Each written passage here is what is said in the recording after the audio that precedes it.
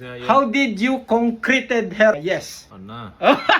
fell in love as soon as you say that.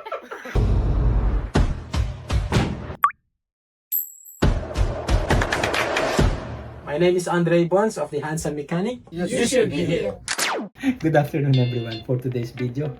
Sa mechanic here. So, more exciting news about your VIP sticker. Have you boarded a plane before? Yeah. What do you notice when they announce now boarding? Bunch of people are queuing. But who goes first? How do you become a priority? If you are a business class, first class. See, they are first. Now, next to the business and one, what are they? They are the economy. They are the 80% of the passengers. But there is one passenger that can over in front without being a business. You know who they are? The PWD, persons with disability, the one in the wheelchair. Remember? Yeah. Now, this is the good thing. If you have my sticker and if you need pink slip, you don't need to queue. You don't need to book because you have a sticker. Just show me your badge. You're like an FBI. Oh yeah. Hey, handsome! I'm your subscriber. If I have an available mechanic, I'll do it straight away. As long as I'm available. If you need any tire puncture that requires only 10 minutes, you don't need to queue. You don't need to book. You just show your FBI thing. Yeah. That's a good thing. Now, if people doesn't want to pay subscription, but they want a priority, they have another way. I can break their legs, put them in the wheelchair, make them priority.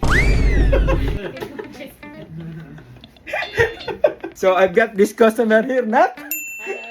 Welcome, and our latest subscriber. What's your business, my friend? What's your business? Borgie's Concrete Services. Yeah, how long you been doing the concreting? About 2 years now in business. Yeah. Yes. It's going What's good. the best part that you like most with concreting? Seeing the customer's face after, seeing them happy. Wow. Is Natalie your partner, if you don't mind me We've asking? been together 8-9 years now. How did you concreted her? Yes. Oh no.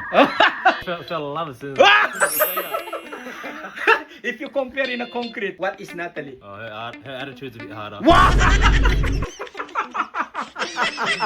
What do you think of our shop? It's good, yeah, great. Good? Good service. Wow. So, It's alright. The guy behind the camera is a bit cheeky though. you should be.